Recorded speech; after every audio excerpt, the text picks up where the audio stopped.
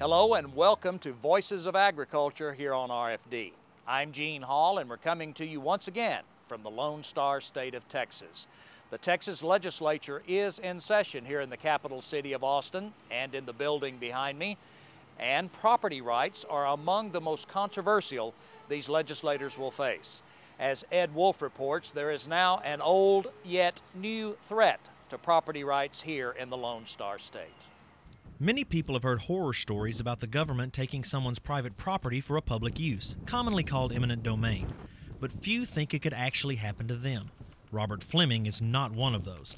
He has been fighting to save his property for well over a decade. I got started in the early 90s when the high-speed rail was so-called the bullet train, which ran a real similar track to the Trans-Texas Corridor. Though the TTC is his latest battle, talks of federal stimulus funds have brought the idea of high-speed rail back to Texas. Current proposals have 200-mile-an-hour passenger trains traveling from Dallas to San Antonio and Houston to Temple in what's been aptly called the Texas T-bone. Us Texans, do you want to do without your car? No. Do I want to do without my car? No. You know, we don't have the infrastructure set up here in Dallas, Fort Worth, and Houston and San Antonio where the bullet train is actually, destined to go in the large cities. This is the newest in a string of ideas to relieve the Lone Star State's already congested highways. But Joe Maley of the Texas Farm Bureau says before any track is laid, private property rights have to be reformed. The issues are still the same. Whether it's highways or whether it's high-speed rail, it's how are those property owners going to be treated wherever that rail happens to go, if in fact it does go. With thousands of the most powerful entities in the state having the power to take private property for this and other projects like schools, reservoirs, and pipelines, eminent domain is not just a rural issue, and the cries from concerned landowners are now being heard. This is why this issue has become such a boiling point, is because the average citizen realizes if they own as much as a home or even a lot, they can face eminent domain. The Texas Farm Bureau has made eminent domain reform their #1 priority in this year's session of the Texas legislature. People really haven't been treated fairly when it comes to government and condemnation, and we need to level the playing field. Bell County Commissioner Richard Cortez is also a farmer and rancher. He says the rights of property owners must be respected more than they have in the past. Normally we consider a willing buyer and willing seller. Under eminent domain, there's not a willing seller, there's a willing buyer. And in many cases, that's a public entity. The growing pains of our state are being felt by all, and as population continues to rise, there must be laws in place to treat landowners fairly when their property has to be taken through eminent domain. Buying property and taking property and dealing with growth and dealing with the public need, it becomes a little bit of a struggle, but I think that most people in Texas, believe the same way agriculture believes, that individual rights and property rights are very, very important. Reporting from Bell County, I'm Ed Wolf. Thanks, Ed. You know, many Texans will tell you without reservation that we have the most beautiful Capitol building in these United States. While you may not agree with that, certainly it is an impressive sight, made as it is out of pink granite and constructed in the 1870s when the previous Capitol burned. We hope you'll visit it in Texas sometime soon. We'll have more of Voices of Agriculture right after this. Are you a Texan? Are you a farmer or rancher? Is Texas agriculture important to you? Do you care about the future of rural Texas? Perhaps you're concerned about property rights, stewardship of the land, and the next generation of farm and ranch families. If any of this describes your thinking, then you belong in the Texas Farm Bureau. Make your voice heard in the organization that is the voice of Texas agriculture. Call your County Farm Bureau office or visit us on the web at www.txfb.org. We're back in Austin, Texas now at the State Capitol building, where behind me, near the dome, there's a group of Texas firefighters using bagpipes in a ceremony. That may be unusual for Austin, Texas, and another thing that's unusual for this state right now is rainfall. Many people say the drought of 2008 and 2009 is among the worst in history, certainly among the worst in a century. Our reporter Ed Wolf traveled to many hard-hit parts of the state, and here's Ed's story. The question is it as dry as it was in the 50s? And it might very well be. With months of extremely dry conditions, that and other questions seem to be the only things actually growing in Texas. Although many answers are unknown, one thing's for sure. This is the most devastating drought Texas has faced in several decades. According to my dad, you know, this is as dry as he's ever seen it. Weeds won't even grow it so dry. I mean, our fields have never been this bare. It's been a struggle since David Kraft came home to the family farm near New Braunfels. With 2 droughts and a flood within the last 5 years, Mother Nature has not been kind. The wheat and oats he planted last October and November still haven't broken through the topsoil. We've had just little 1/10, 2/10 rains, little showers or whatever, but it doesn't do any good. By the afternoon, it's all gone. Every time we do get a little shower, I'll come out here and check it. It doesn't even get wet enough down to the seed to even germinate it. Not too far away, Kraft's friend and farming partner Corvin Kreuzler has seen the water in his livestock tanks dwindle away. Here on the ranch, we have 7 tanks or 8 tanks, and we're down to 2. Our biggest tank is right now supporting probably 80–85% of our animal herd. The other tanks they've all been cleaned out and they're ready for the next rain. Though he and his father Melvin are optimistic that we are always one day closer to the next rain, the present dry conditions have put them, like many producers, in a dilemma. You know, we're looking at how to get by the cheapest, when who knows, in another 30 days it could be the greatest weather that we've ever seen. So, you know, that's our problem, but who wants to go out and spend $50, $60, $70 an acre on fertilizer when they don't know if they're going to get a rain to produce anything? A little over 70 miles north, Sam Burnham and his brother Bobby burn prickly pear cactus to give their cattle something to eat. The drought has made their ranch near Marble Falls look more like a desert than the Texas Hill Country. If we were feeding hay, you know, we'd have been gone a long time ago, because you take 5 or 6 rolls of hay a day at $60 a roll. It doesn't take long to eat up everything, cow, calf, you name it. The prickly pears serve as the roughage. They have a lot of fiber in them, and if you notice, the cattle love them. You burn those old sticky spines off of them, and they'll eat them up. This, supplemented with protein cubes, keeps the cattle healthy until the rains come. But if they don't come soon, this 5th-generation rancher says he'll have no choice but to cull his herd. Unless we've had a little moisture and give us a little hope, you know, we're going to go through here and pick out maybe 50 of the very top producing cows, and if we don't keep them, we'll keep 50 of these good young heifers and start over down the road. But we're getting a little longer tooth to be starting over too many times. That's what we're dealing with. The Burnham's neighbor, Don Casey, finds himself in a similar situation, possibly having to sell cows who are descendants of his great-great-grandparents' herd. I'll probably cut back severely, keep a few of them, and see if I can hang on till it rains. In his 40 years of ranching, this is the driest it's ever been, with only 14 inches of rain since September of 2007. You can go to the Fredericksburg livestock auction. 2 weeks ago I sold some calves there, and normally they'll run 100 cows in a week, and they had 500. And I noticed one of them, 7 months bred, good young cow, sold for $300. Basically giving her away, but nobody has any grass. Many ranchers across the state are left with no other option but to haul their cattle to the sale barn. About 100 miles east of San Antonio in Hallettsville, the local auction has seen its monthly sale runs double from previous years.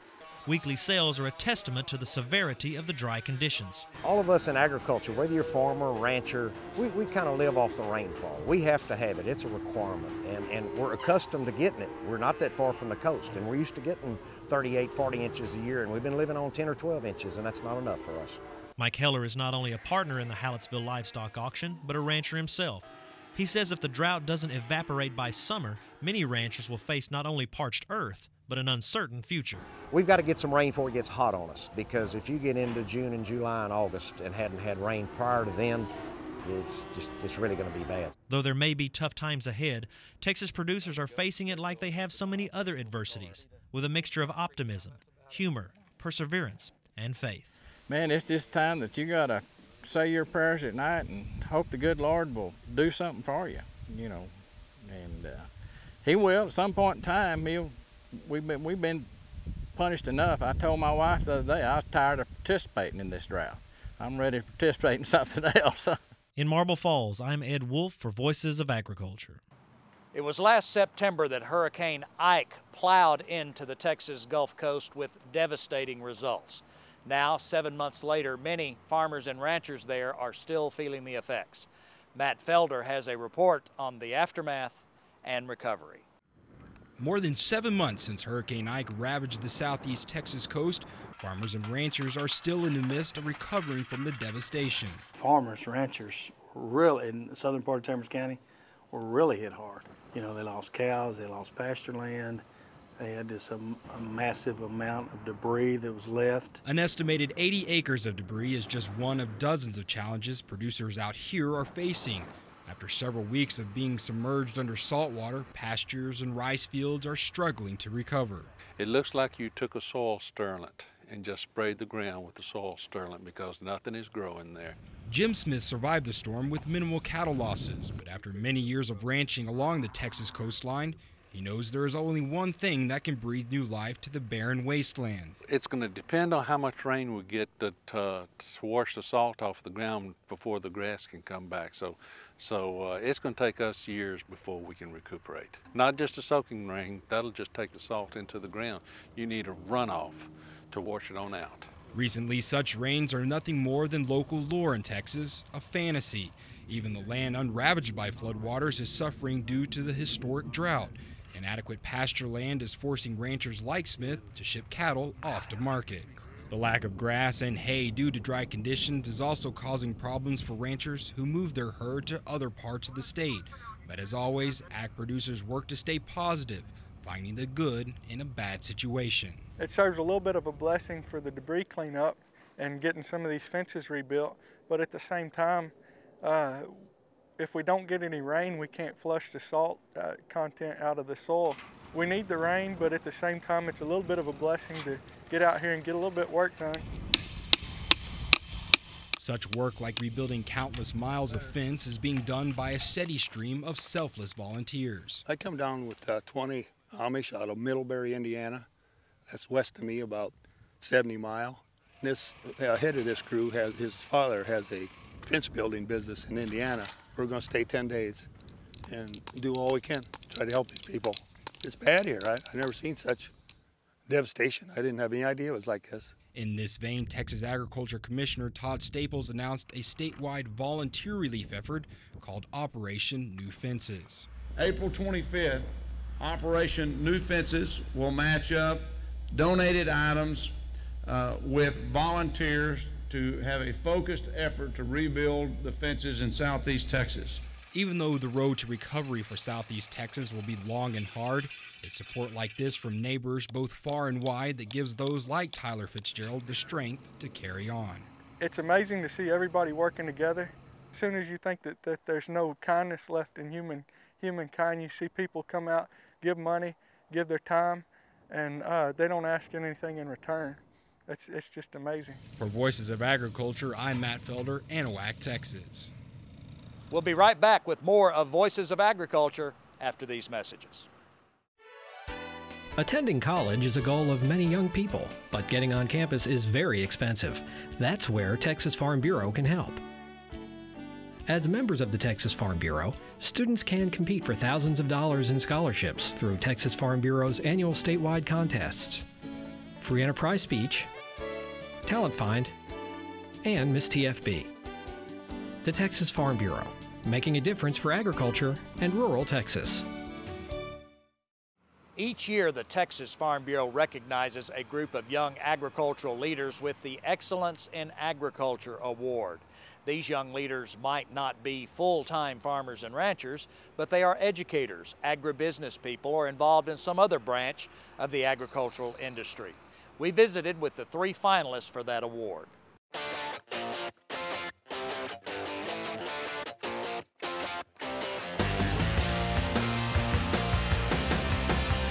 Texas agriculture has changed a great deal in the 75 years that Texas Farm Bureau has been organized in the state. Diversity is the key word now. Marketing is as important as production, and we depend on one another more than ever before. Agribusiness research and extension services are vital elements to the success of any farmer or rancher. The people that provide these services are also an important part of Texas Farm Bureau's membership. The Excellence in Agriculture Award was created to recognize the essential contributions of those members with careers in agricultural services, though they may or may not be agricultural producers. This year's finalists represent true excellence in the various fields of endeavor that support agriculture in all of its diversified elements. Chad Gully of Nacogdoches County is the County Agriculture Natural Resources Agent there for AgriLife Extension. Tommy and Wendy Nealon of Leon County have made AgriLife Extension the family business. He as County Agriculture Natural Resources Agent, she as County Agent for Family and Consumer Science. Jerry Reynolds of Fort Bend County is General Manager of the Beasley Co-op Cotton Gin. Our video profile of the 3 Excellence in Agriculture Award finalists begins with Chad Gully of Nacogdoches County. Got into agriculture because I've always loved agriculture. Grew up following my grandfather around on the farm. As far as I'm concerned, there's nothing better than working in agriculture. Chad Gully's father gave him one piece of advice as the talk of his future turned serious. Go off to college and make something of yourself, the elder Gully said. Chad followed that advice, leaving his hometown, Woodville, and earned a degree in agriculture from Stephen F. Austin University. His first job was managing a ranch, but he felt the pull of service to agriculture, and his path led him to the county courthouse in Nacogdoches. I work with farmers and ranchers, answering their questions, helping them with their problems and situations. Homeowners, 4-H and youth program, we do education programs to try to help farmers and ranchers make better management decisions, that type of thing. So we do a number of various programs and activities along that line. Chad says that each day at the office brings new challenges. He's never quite certain what the day may hold. From dealing with feral hogs, working with county officials on brush control, or working with Nacogdoches County youth, it's all in a day's work. We still have the family farm. My dad he owns the biggest part of it now. And I still help him do the hay and that type of thing. He still raises and sells hay. And so I help him along that lines. We've sold our cow herd a couple of years ago. We don't have any cattle right now. Of course, I have horses myself. I enjoy horses. My wife high school rodeoed. So that's a big love of ours. We hope our kids enjoy that type of thing. So far, they have an interest there. But we're trying to kind of let them have make their own pathways. Chad Gully, the Excellence in Agriculture Award finalist from Nacogdoches County. The reason I'm a success at work is because of the relationship that Wendy and I have. And bringing her into the equation when she came on board with Extension just exploded our program, because she knows when and where to push my buttons and she knows my strengths and I know her strengths. And that working relationship has enabled us to be as successful as I believe I could possibly be. We are one of only 3 couples in the state of Texas that work together in the same office within Extension, and it is unique. A lot of people raise their eyebrows when they first hear about it, but we're lucky that we have a commissioner's court that's very supportive, and they were willing to go for that. And my motto with Tommy is that every day is a new adventure, and it definitely is in our jobs and in our personal life. It always is. And a lot of people wonder how we work with that, being married and working together, but marriage is a partnership, whether it's in an office or at separate jobs, and if you just kind of treat it that way and treat each other with respect all the time like we should, things work out just fine. When Tommy and Wendy Nealon first met in the FFA as kids, little did they realize that the pairing would someday develop into this successful marriage and professional partnership. A recent experience with Hurricane Ike demonstrated for Tommy the challenges and rewards of serving a rural community. People pull together. I mean, they pull together like no other time than a crisis, and they do what it takes to help one another out, and neighbors are helping neighbors and borrowing others' washing machines and dryers and carpooling to places where they can get groceries and things such as that. And several times when I was working the FEMA truck unloading ice, there were people, I'd see them come back several times. And the question never even popped into my head that they were abusing the system, because I knew, and I knew them. And they were taking ice out to the elderly that couldn't come to town. And so rural communities take care of one another. Even before they became husband and wife, the Nealons' give-and-take relationship that has become central to both their home and work lives was well underway. Tommy grew up on a farm just outside his hometown of Centerville. Wendy was a farm girl just a bit to the north, in Fairfield. The two wound up teaching in Fairfield's independent school district to start their careers, he as the ag teacher and she as the family and consumer science teacher. Be it working with nutrition programs at the school, helping kids with 4-H projects, or working one-on-one with producers, their togetherness has become what people know best about them in their home county of Leon. The 4-H program, I think the success of it lies in being personable with the kids and the parents. You have to first of all buy into what you are supporting. I buy into 4-H, I buy into the concept. I love the concept of 4-H, and it's not just about the kid going out and competing. It is about that kid learning some responsibility, no matter if it is in a foods and nutrition project, if it is in a clothing and textiles project, if it is a goat project or a cattle project. Those kids still get that same sense of responsibility out of that. And through that responsibility, families have to work together. Tommy and Wendy Nealon, the Excellence in Agriculture Award finalists from Leon County. I'm General Manager of Beasley Farmers Gin Company, located in western Fort Bend County. We're in the community of Beasley itself, where the cotton gin is located. We service about 20 or 25 cotton producers in western Fort Bend County, eastern Wharton County, a little bit in Brazoria County, and Austin County as well. Jerry also serves as president of the Fort Bend County Farm Bureau, one of the largest member counties in the state. This role has him involved in several community education and outreach programs, as well as a ready spokesman for agriculture. We've got an ag trailer similar to the one that the state has. We've got a mini cotton gin in our ag trailer. We've got some rice processing equipment and some various other agricultural items. We take that trailer and we run a program at the fair for 3 or 4 days each fair. We go to elementary schools, work with those groups, and concentrate on 3rd and 4th graders, just showing them where our food and fiber comes from. And Hurricane Ike presented Jerry with some challenges in his role as County Farm Bureau president. We were key in helping get some hay assistance sent down to Galveston, Chambers, Brazoria, and Jefferson counties. We worked with our local Fort Bend County Extension Service. They were a staging area at the fairgrounds to bring some hay in, donated by local area producers. Our local Farm Bureau helped financially with the shipping of that hay from our location here in Fort Bend County down to those needed areas. The future, I think, is strong. There's going to be a need for all these commodities. There's going to be a need for a good balance. With help of groups like Farm Bureau and some of the other organizations that work for the producer and agriculture in general, we'll get those things figured out, but it's not going to happen overnight. Jerry Reynolds, the Excellence in Agriculture Award finalist from Fort Bend County.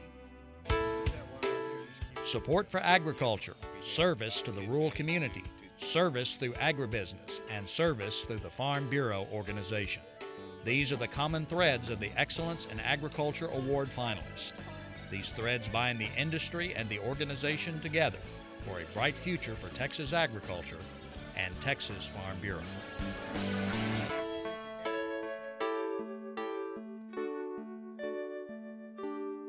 And this year's winners of the Texas Farm Bureau Excellence in Agriculture Award were Tommy and Wendy Nealon from Leon County. Well, that's our show for this week. Thank you for joining us. I'm Gene Hall at the Texas State Capitol in the capital city of Austin, reminding you for more on our show and on Texas Farm Bureau and Texas agriculture, join us on the web at www.txfb.org.